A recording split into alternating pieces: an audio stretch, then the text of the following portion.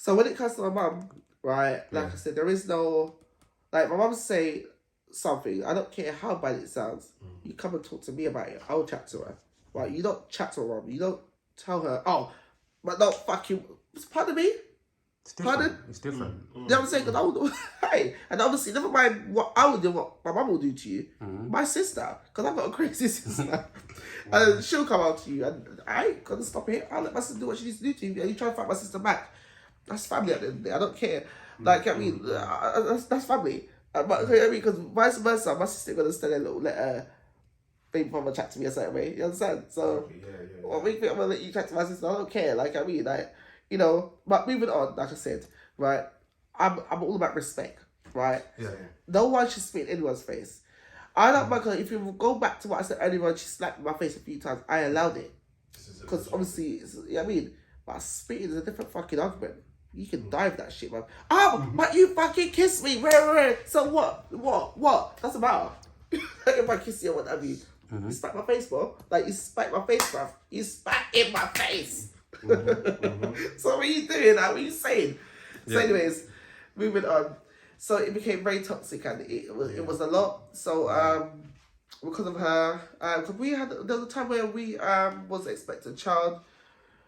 That's the baby, and sorry about that, by the way. Thank you. Sorry about that. And you know, I still think about, because obviously now my child has probably been about 6-7 years old now. Yeah. You know, but there was all of that, and it just became a lot. Then obviously we went on a break. Yeah. And when we went on a break, she went back with one of her exes, and she ended up getting pregnant for him. Oh, for fuck's sake. That's, Yeah. so you just, yeah. And then obviously, when she brought the news to me, I'm not gonna lie, it cut me like a knife. All sort of things. This is what I'm, All sort of things going through my head. Come back to myself, like all the shit that we done in the bedroom and shit, like things that I've taught you, and you give it to him as well. Like, you know what I mean? Like, you know, how was it? Like, you know, was it like, what did you do to it? Like, you know, what? You know, I'm trying to say all things like this in my head. Are you one of them? Are you one of them people that that really ask them kind of questions? Like, you know, sorry, yeah. Because you got, obviously, I understand, man. Because you got certain people who say, I'm the type of person, to be fair, where it's like, actually, it's the way I was raised, it's the way I am.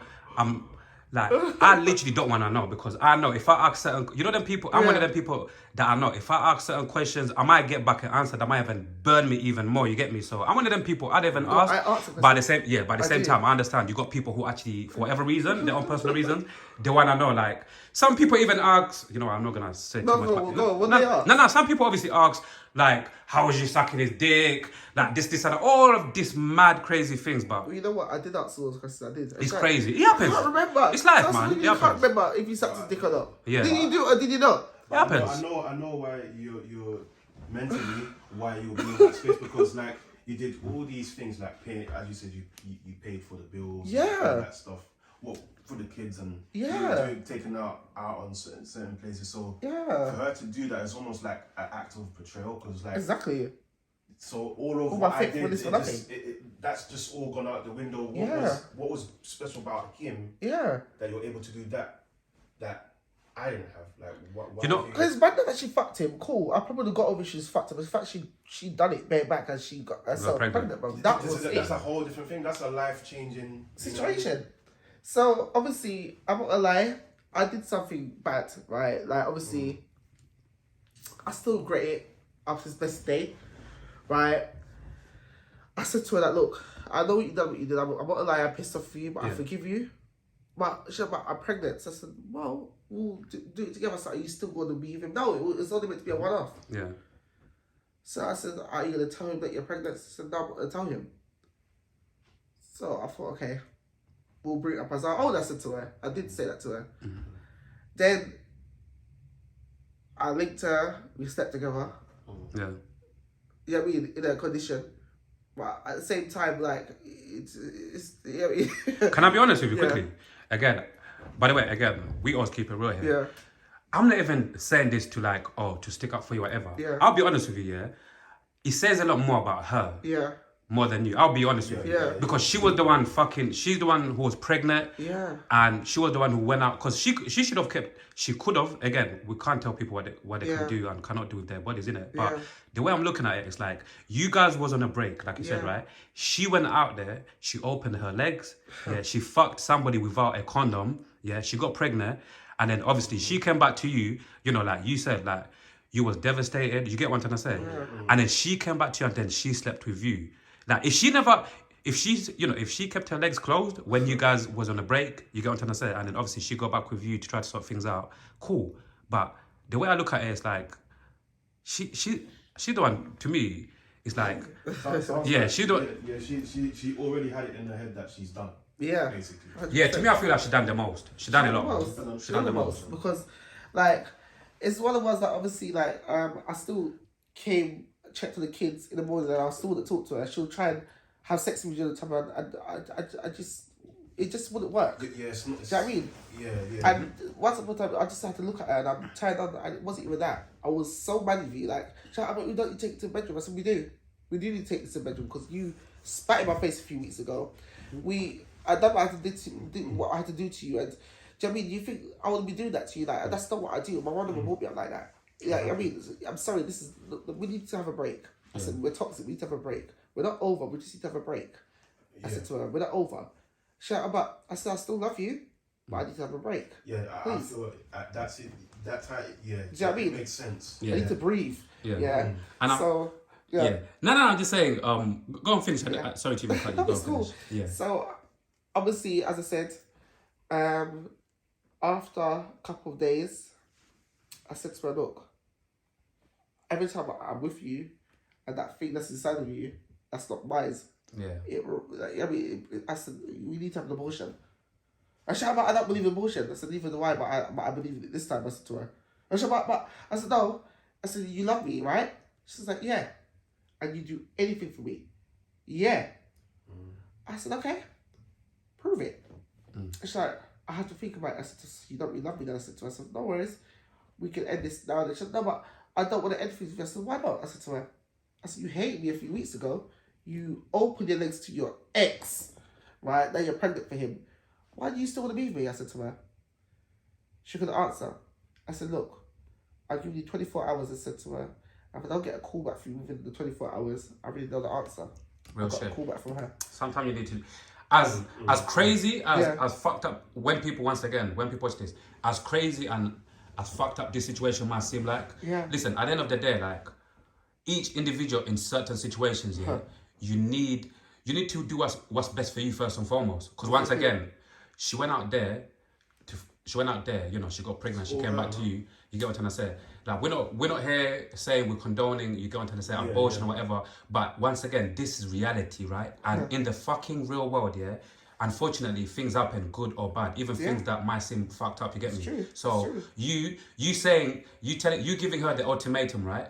Telling her she got 24 hours, regardless of how fucked up that might seem, remember, she went out there to get pregnant first. So for you, going back to you, us proper listening to you, the way I'm looking at it is like, you was doing what's best for you first and foremost, because you have to put yourself first. Exactly. And it was one of the ones that obviously, when I got the call back, I also made her know that obviously, because during the time my family wasn't speaking to me, my mum didn't really condone the relationship after a while. I hear it. She said, Webster, like, I'm not gonna, be involved with this. Like, she's like, look. Yeah, she don't want to be a part of or even speak of. So I said, but mum, and obviously I said, you know what, fine, I don't need you guys. And I cut my whole family off for her. So everybody turned on me for her. Fucking hell. Because no one approved of her. And because of love and again, self-esteem, I didn't want to be alone, I pushed my family away for her. And she didn't even say to me, obviously, you should go see your mum or what have you. I didn't. And I held grudge. My mum's birthday came, I just went to talk to my mum on her birthday. Like, do you know what I mean? Do you know how that made me feel? Right, deep down. Right? Anyways, we went to the hospital. She had the abortion. Right? She had the abortion. And I said to her, if she had the abortion, I will be with her. And after she had the abortion, I'm not gonna lie, I left her straight after. Quick question, Was that like your plan for the beginning? Like, to have her abort the baby and then leave her? Yeah. What was that? Like, obviously, me as someone who might Yeah. be watching, I would be thinking to myself, couldn't you just leave her with the baby, just leave the situation and do whatever, get out of her life and do whatever you've got to do and just leave her, keep her baby and do whatever she needed to do. You get me? Well, I mean, before you say it was a plan, Yeah. I'm not gonna lie. I still wanted her after all of that. I hear it. I'm not gonna lie. Yeah. But at the same time, that didn't cross my mind. And I tried everything possible to block it out. And I just couldn't block that thought out of my head. Yeah. And after when she had the abortion, I stayed with her for a couple of days. Yeah. And every time I look at her, like even when we're in the bed, like, and you know, she touched me, I mean, It doesn't feel the same. yeah, it's like, do you know what I mean? Yeah. And she's like, why you not touch me? I said, because it's just like, you know, I feel you should just like, you know, get your body back to normal first after everything that we've been through the last couple of days, or you've been through, you know? I just need to process the whole situation. Yeah. I said, look, let me cook some dinner. I want that of you. She's like, I don't want you to cook, I want you to hold me. So I said, so when she said that to me, I turned around because obviously I was like, oh. Yeah. So I said, babes, I'm gonna go and sort out some food and then we'll come back to that later on. I said, you know, obviously the kids are going to your mum's later on. We'll have the house to ourselves so we can do that later on. Yeah. She's like, I want it now. I said, let's just sort out the food first. The kids are gonna be home the next hour. Yeah. So let's sort out some food. Then she was upset. So I allowed her to strap me in the strap or what have you. Dinner cooked now, what have you. She ate and what have you. And then when it came to actually the bedroom antics now, it just didn't work. Because I was no longer feeling that anymore. Yeah. It just wasn't that. It's that side of things past. Yeah. You've gone through so much that. And then I left her. Did you feel like... No, go, sorry. No, I was saying it's not. Yeah. I don't blame you for doing that. It's not a surprise that you ended up because I tried. the sacrifice that you made as well. Yeah. You know what I mean? So, Like, guys, us circling all the way back, yeah. By the way, thank you for sharing that, by the way. Yeah. Like, circling back here, you see, like, the initial question was like, why do some of us lose ourselves in love, yeah? So, like, you see, like, when you came out of that, you get me? When you came out of that relationship, and obviously, all of us who get into certain relationships, and then, we come out of them, we spend time by ourselves, we heal in different ways, whichever ways do work on ourselves. Like, looking back at that relationship, yeah, like, how much do you feel like you lost yourself in the actual conversation, in the actual relationship? I think, listen, I lost myself. Yeah. I lost myself quite a lot. Like, I don't know to even explain Crazy, the yeah. levels of crazy. Jesus. I lost myself, right, to that person. Yeah. And you know what? I have figured now, and I'll be honest with you, like, sometimes I still do think about her. Okay. I'll be honest, because before all of that, like, we had some good times. And like I said, she is a good person deep down. But, you know what I'm saying? Yeah. But, A lot happened. yeah, and I'm not saying that I was all innocent, because I'm not. Yeah. I'm not going to put it all on her, guys. I'm not going to put it all on her. Yeah. It takes two to tango, but my levels of fucked upness and her levels of fucked upness was a whole different level. I never really cheated on her like that. Yeah. I caught her cheating many times psychologically. The physical, I didn't really catch her, but I found out about it because she got pregnant and it wasn't mine. You know what I'm saying? Because, you know what I mean? We haven't had sex since she lost a baby. Yeah, So, Do you think, yeah? unless I'm shopping the bishop and I'm pushing it inside of her, but that wasn't the case. So I literally ghosted her for a while because she was partly to blame because the alcohol that she was drinking. Do you, Yeah. you said like, when she done that, you guys was on a break, yeah? Yeah. You see one thing that sometimes I get confused with, yeah? Maybe, I don't know if you guys might agree with me, yeah? It's like, if you're on a break, yeah? Doesn't that mean like you're not together anymore? And the other person can go ahead and do whatever they've got to do? Yes, but at the same time... You get me? Well, she did say that she spoke to her and said, we're not done, we're just need a break. Just a break, yeah. Regardless, So a break, yeah. So you already highlighted Yeah. you're still together. Yeah. in that situation. Because So, and the only reason why I say that, sorry Webster, yeah, before you continue, the only reason why I say that because I think sometimes in my head I take it like this. If I say to somebody we are on a break, yeah, Yeah. like regardless of even if I say like I want us later on down the line. I want us to get back together. If I say that to her, but I say we're on a break for now. In my head, I look at it like during this period of us taking a break here, like I can if it gets to where it is what it is. If it gets to where I can do whatever I want with somebody else, and you can do whatever you want with somebody else. Because the way I look at it is like maybe if you do maybe if you get with somebody or I get somebody and I do something else, maybe during that process of us taking a break here, I look at it like, if I do something with someone else, if you do something with someone else, maybe that might even like also like reassure me. I might be wrong, but the way I look at it like if I do with something with someone, this might be another reassurance. Maybe like if I feel guilty or whatever, or this might be another way of maybe me testing myself. Like, do I really still love this person? Because sometimes, you know, when you're sleeping with someone, you got to say, if you don't love the other person, it comes out because you don't feel bad anymore. You feel like it is what it is. But if you feel guilty or whatever, then you'd feel like, you know what, I definitely still love that person, and I definitely still want to give it a go in terms of like, after this break, you get me? So that's why sometimes I feel like I get confused when people say, we was in a break, but he or she cheated on me, but we was in a break. You get me? Yeah. Sometimes I just get confused with like, how does it really work? If you're in a break, shouldn't both of you guys, regardless of whatever, do whatever you've got to do? Obviously, not everybody who's on a break do things with other people. Some people just take a break, work on themselves, and they try to get back with the other person to fix things. But I was the kind of guy like I'm the kind of guy like obviously like I mean, if you're on a break, as I said, you can do what you like, but be careful. It doesn't mean that you should go out being a whore of Babylon and, you know, catching STDs and giving it on to me. Of course. Together and getting pregnant, like. Yeah. She got pregnant. Yeah. You know what I'm saying?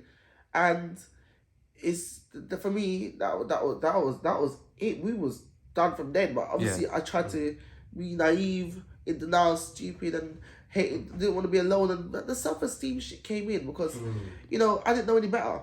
Did you? And I had many opportunities out there, and I've pushed them away. Like one of my good friends, who I'm still good friends with now. You know, she even tried to make certain moves on me, and it's just not. Yeah. I was turned on, but just before I said, yo, nah, and I ran out of the house. I said, I can't do this. You know what I'm saying? Yeah, because you're still. Yeah. Have you fully recovered from that relationship? Sounds like there's still some. Bless you, man. Traumas there. Yeah. There's still certain things that still. Some unfinished business in a certain way. There is still. I can. By proper taking you in, pause, listening. It's like. Don't even start with a pause. I think you're gonna put me out. Oh, you paused yourself. Yeah. No, some real shit though. Like proper listening to you. Like, I feel like even a lot of people who are gonna listen to you, they're gonna actually, some of them are gonna actually feel it like, yeah, you actually there's some unfinished business there. I'll be honest, okay, I still love her. I still do. Yeah, of course. I respect you for that, man. I respect you for even being honest. I will never stop. Like, bless, I'll be honest, I'll never stop. Yeah. Because obviously I've had relationships after her. And shit just doesn't hit the same. No, like, you know, I mean, for example, like, who I'm chatting to now to an extent, educated like myself, fantastic person, sex is great as well. Because obviously sex is a big deal for me, sorry, because I'm an Aries. It's like you read my mind. I was actually going to ask, what sign are you? I'm an Aries. I'm a Scorpio, man. Oh, see? Crazy. Listen, Gazy. I love sex, and it's like, you know, that is a big deal for me. And, you know, if it was down to me, I'd have it all times of the day, every day, all day. Like, do you know what I mean? You know, and if I don't have sex, right? You're talking my language right now. I feel like I'm gonna die if I don't have sex. Sorry. he's my brother right here. Yeah? I say to him, I don't want to even say too much on the camera, obviously, but I say to him literally like, when it goes like, for me, when it goes like a week or like 2 weeks, are you taking the fuck 2 weeks? See, I can't even do a week. You get just about do 2 days, much less. Trust me, I hear it. So, like, sorry. Nah, I listen. You're not alone. You're not alone with this thing. You get me? Yeah, go on, talk to us. Me and my ex, though, we're civil now. Oh, that's good. I like stories like that. You know, we are civil. Yeah. And I wouldn't say we're best friends, but we're friends. Cool. We still talk. Obviously, like, you know, I still tell her that I miss her and blah blah blah. And she might say, "Oh, I miss you too," but you know, things are different now. Blah blah blah blah blah. And I've accepted that. Yeah. But personally, I think if she was to snap her thing at me and say, "Yo, like, I'm not like," You're reading my mind, Webster. I would. You get back in there, yeah. I'll get back in there, but to have a long-term relationship, no. Yeah. But I would go for the sex. I hear it.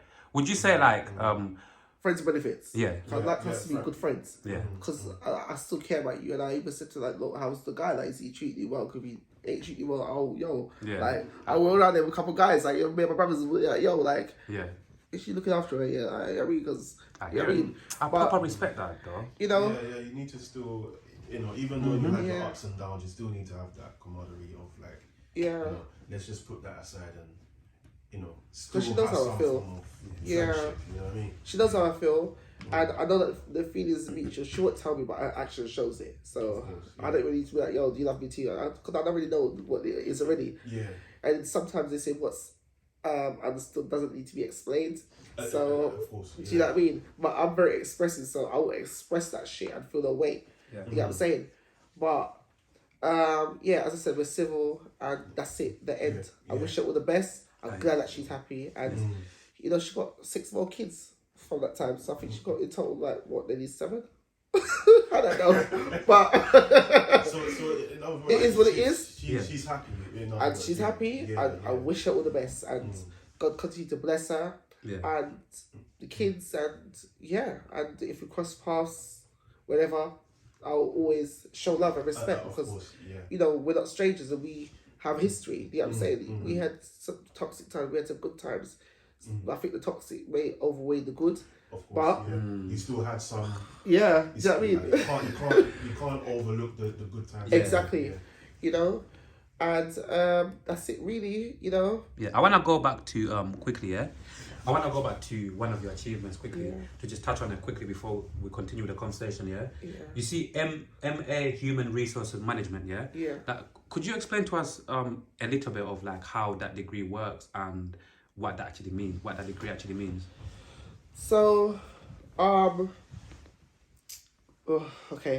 So going to my master's degree, HR, Human Resource Management. So through completion of that degree, I became a chartered member of the CIPD, which stands for Chartered Institute of Personal Development. Okay. It's short as CIPD.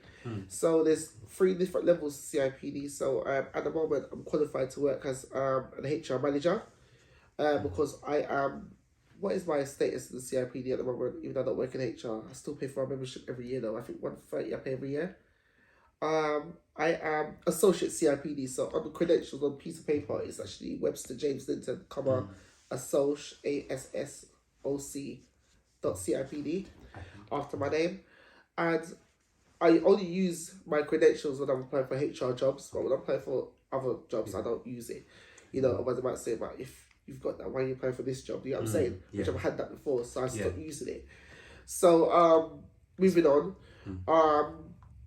The degree, it's just, as I said, it's basically you learn about like the gig economy, strategic management, and the different types of like, you know, management, like micromanagement, all that sort of stuff, recruitment, payroll, and industrial relations, and the right to strike. So that's we learn about like employment law as well.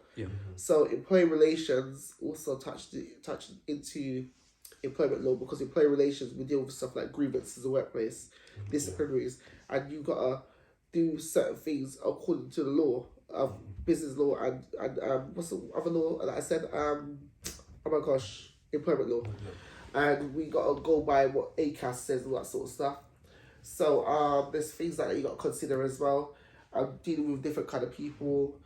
So there's HR is a broad subject. So it's like, yeah, because every kind of like topic intertwines with each other. So for example, you can't say you're doing employee relations without touching into employment law. It's impossible. I hear it. And then, you know, contextualizing management, there is a bit of employment law there as well. Because when you contextualize, you know, you learn about different side of the business, like, you know what I mean, like the hierarchy. Like, you know, you got like the HR business partner, HR director, then the manager, the officer, and all that sort of stuff. You know? So there's a lot of elements to I hear you. HR. Yeah. But, I am still part of the CIPD, even though I don't practice HR as much anymore. but I do attend the conferences that they do as well. So sometimes I might go to like employment law lectures or seminars.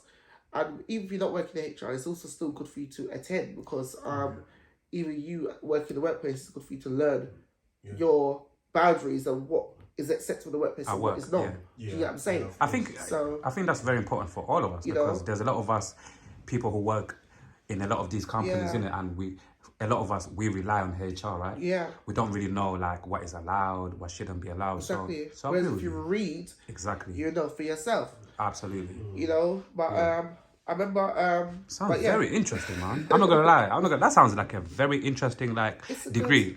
It's a good degree. Yeah. I just wish that because obviously I wanted to do an MBA, but what's an MBA? Masters of Business Administration. So MBA is another thing that if you put on your CV, like it goes like, I mean, got MBA personally, and like, you know what I mean?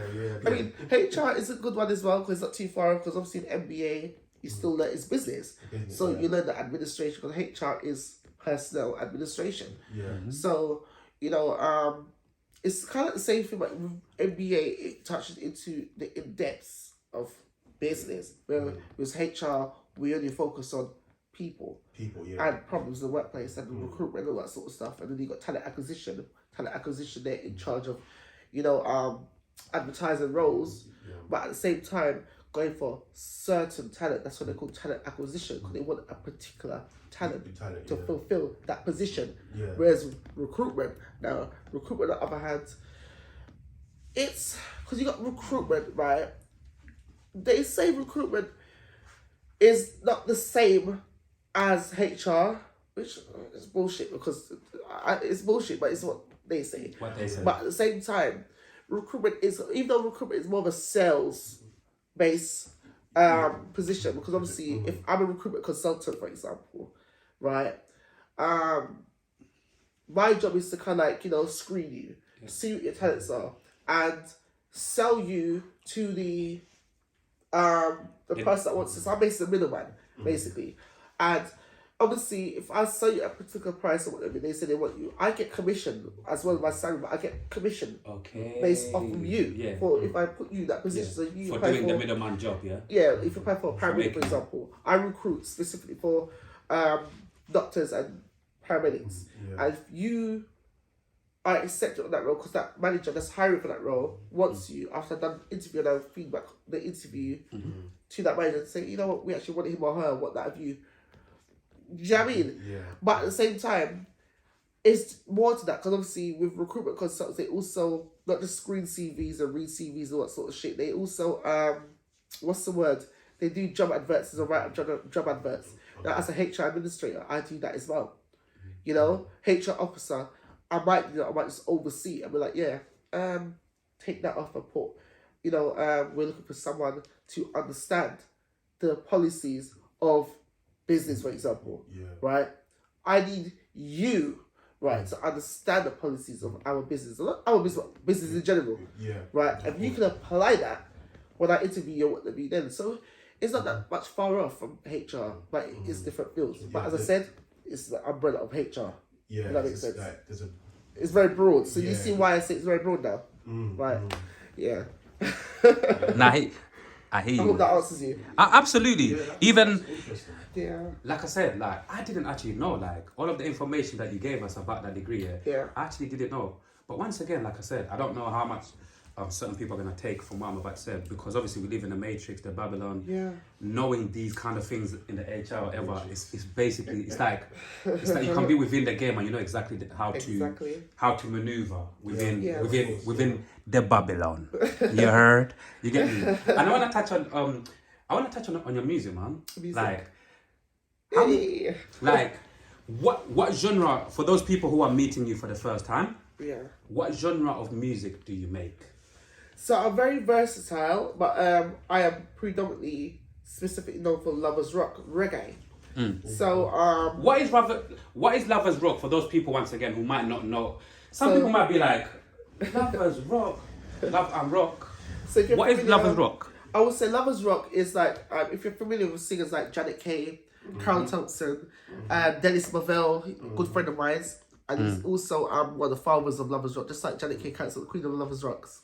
So Carol Thompson, famous songs "I'm So Sorry" and my favorite from Carol Thompson is "I'm So Sorry." You know that tune, yeah? My favorite one is "Hopelessly in Love." Jeez. Oh gosh, hopelessly in love. That's my favorite. Love You, Carol. That's my favorite tune from Carol.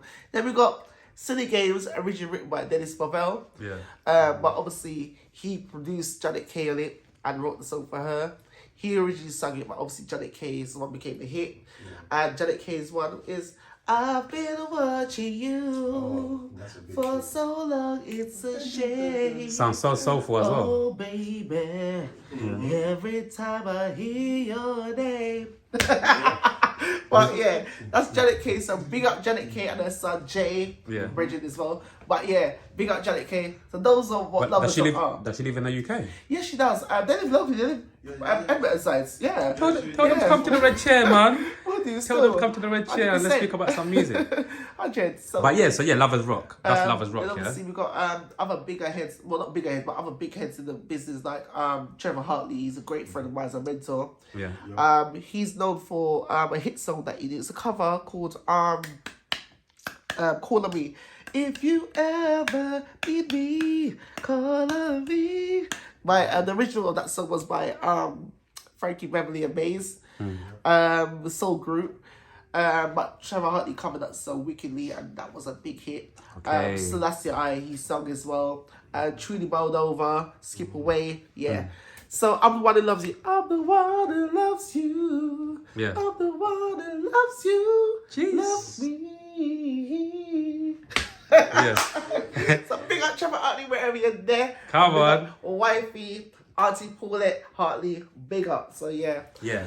So that's what Lovers Rock is, and Okay. that's what I sing. Okay. Um, How many years have you been singing Lovers Rock for? well, I don't think I was a backing singer, but I don't know if that counts. But as a solo artist, everything in music counts, to be fair. Oh, okay. So I've been in the business 20 years, as I said. I started singing from the age of 8. I've always sung in church and so forth. And I play instrument from time to time as well. I play a bit of bass, guitar. Okay. Yeah. Hey, I love bass line, you know. Yeah. So, excuse me, I play a bit of bass. I play a bit of keys. I'm a bit amateur, so I only play for myself. I wouldn't play for anybody else. People tell me that I'm good, but thank you, but I wouldn't play for you. Like, you didn't pay me to. Yeah. But and with your music, you get me? Like with your music, you know, you've done it for many years. Yeah. And you know, like, where are you looking to take your music, man? Well, I am looking to go a bit further than just the UK, because I've got a little name in Jamaica here and there, but it's not enough. I still need to be a bit more relevant there. I got a little name in America, but again, that's still not enough. To be honest with you, I'm trying to aim for the white market. And the reason I'm saying that, because I love my brothers and my sisters, I love my people, but we don't love each other. And that is a problem, and this is why we are fucking stuck. Because think about it. Look at Afrobeats. Afrobeats right now is taking up the whole fucking place because, you know, everyone's sticking together. In Africa. In Africa. Like, you know, yeah, you might have a little division here and there, but the thing is, we don't know about it. Yeah, but overall, it's... Exactly. But whereas music, they unite. Exactly. Yeah. Whereas with us, Caribbean, you know, everyone knows about our differences, and, you know, the division, like, where does it stop? Like, do you know what I mean? And plus as well, there's a lot of gatekeepers as well. Because even me, like, right now in the reggae circuit over here, the reggae fraternity over here, there's a lot of gatekeepers. I'm not gonna hide it and bury my mouth. There's a lot of gatekeepers. Yeah, someone told me that as well, recently as well. The thing is, like, I'm not the best singer out there. I'm good at what I do. And, you know, yeah, I'll do my thing and I'll do it good. But at the same time, there's better singers out there by myself. But I feel that, you know, I don't know, like, what's the word I'm trying to look for? Like, everyone, and there's a lot of people, right? Some of us try to fight against each other, like, to say that we're bigger than the other. But at the same time, neither one of us has fucking got a Grammy Award. We're all fighting for the same fucking thing. Yeah, some of us might have 1 or 2 awards here. Look, I got about 2 or 3 awards, but let me tell you something. We ain't a Grammy Award. Yeah, like I got a look of recognition for what I do. Thank you, Lord. You know, and for those that are giving me more awards, but at the same time, you ain't got no fucking Grammy, neither have I. So who are you and you to think that you're better than me, and who am I to think I'm better than you? You understand? We're all in this thing together. You understand? Right? And we don't need to be best friends or whatever. We need to kind of like, you know, respect each other's artists. Respect each other. Come together, unify, unite. You know what I mean? You know, as I said, we're all one in this thing, and you know, if one person makes it, we can all celebrate that person together. You know what I'm saying? Because there's a few people that I don't like in the business. There's one or two people that I can't fucking stand. There's a particular guy that I don't like, right? But you know, I rate what he does musically, and I always support him. You know what I mean? 'Cause, you know what I mean? He's a great artist, great singer, and you know, if he was to win a Grammy today, I'll probably be the first one to jump up and clap for him. I still don't like you though, but congratulations. Of course. You did that, my brother. You know understand? what? That shows emotional intelligence, right? Exactly. Because that shows.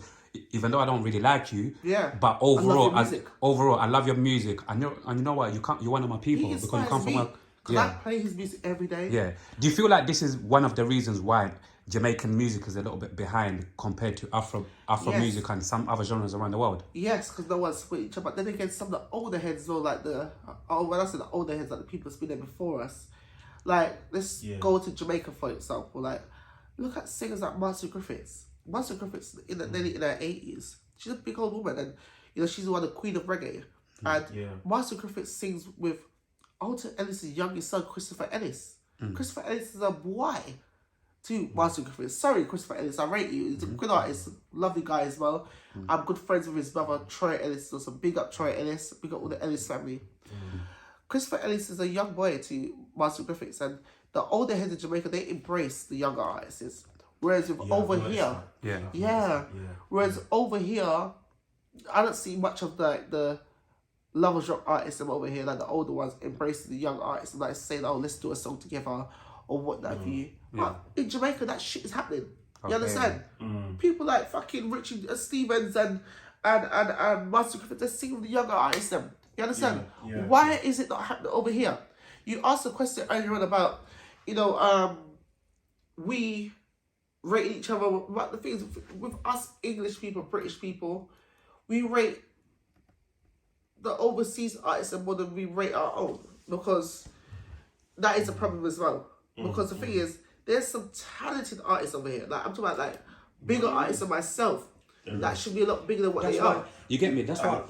That's why even speaking. That's why I wanted to ask you as well, because again, regardless of us originally being from the same, you know, being from Africa, you know, but as an African who was growing up in, you know, in the UK, like obviously there's a like I said earlier, there's a big Caribbean presence in the UK, right? And once again, like African music is shining, and sometimes I just sit down and I just think to myself, like, why going for the Jamaican people? Like hence why I asked the question earlier, like in terms of like, how come the UK hasn't produced a Jamaican artist, a big Jamaican artist coming from the UK? Obviously, we've had people like watered down people like Steph London, certain people who uses the twang. You get me? Yeah. But an actual Jamaican. That's what even I said. Was the last person Stilo G or something? Kind of. And did he Gappy even Ranks as well? We have as well. Gappy Ranks, fantastic artist. But I agree with you, man. I agree with you, and it's like I'm just a little bit surprised because I think to myself, why? I think the problem is, as I said, like we British people, we Brit Jams. I call them Brit Jams.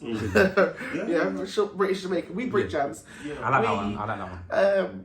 We rate the Jamaican artists more than we rate our own. And the thing is, right, before you support other people, you need to support your own first. 1,000,000%. Right? If you're not fucking supporting your own, right, and what that of you, what the fuck do you think it looks like when you go to other places and support other people, not your own? Like, come on now. Like, do you know what I mean? How does it work? Like, you know, because like I said, I could name a few names, like, which I'm not going to, but there's a few names that I could name right now that should be a lot bigger than what they are in the Lovers Rock scene. But because like I know Lovers Rock back in the day was like a big thing. But promoters as well, though. Promoters are to blame as well. Because I can't really say producers, so let me just correct that. It's the promoters, because certain promoters, for example, like they'll book you for a fucking show, right? And they want you to sing for free and all that sort of stuff. They just about want to offer you expenses as much as pay you for your time. Now, where's the Jamaican artists? Like, for example, I had an offer to sing up in Midlands not too long ago. I had 3 big old school Jamaican artists who were coming over to perform. And I wasn't being supported that, but the event didn't go on anyways. Because it just wasn't meant to be. So God stopped it for a reason. Yeah. But it would have been a good event if it went forward anyways, regardless of if I was there or not.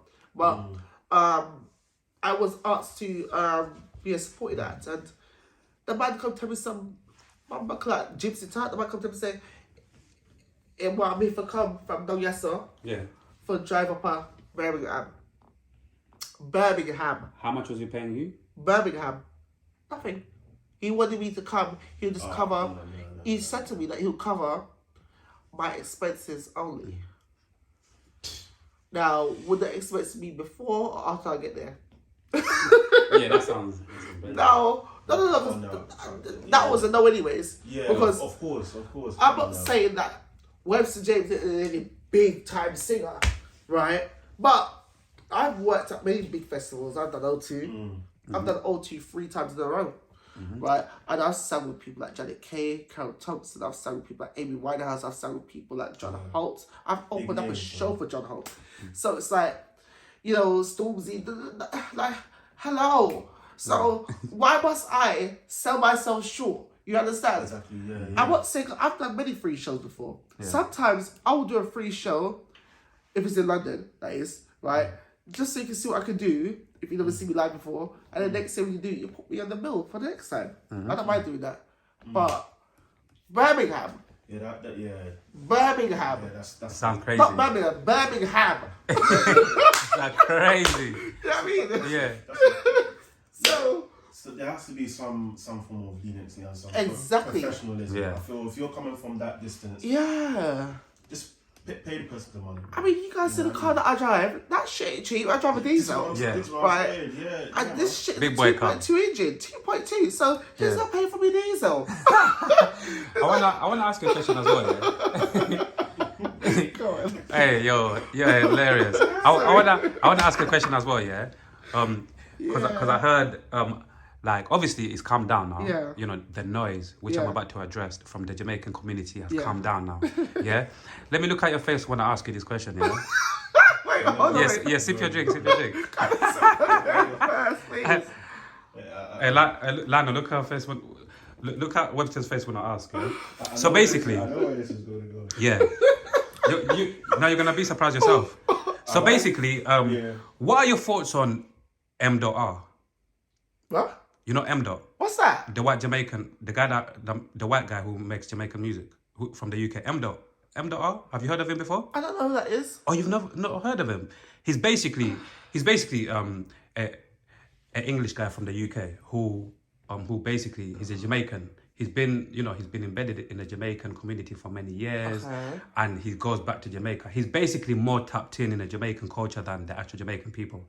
And obviously, recently, his music, he's been doing it for many years.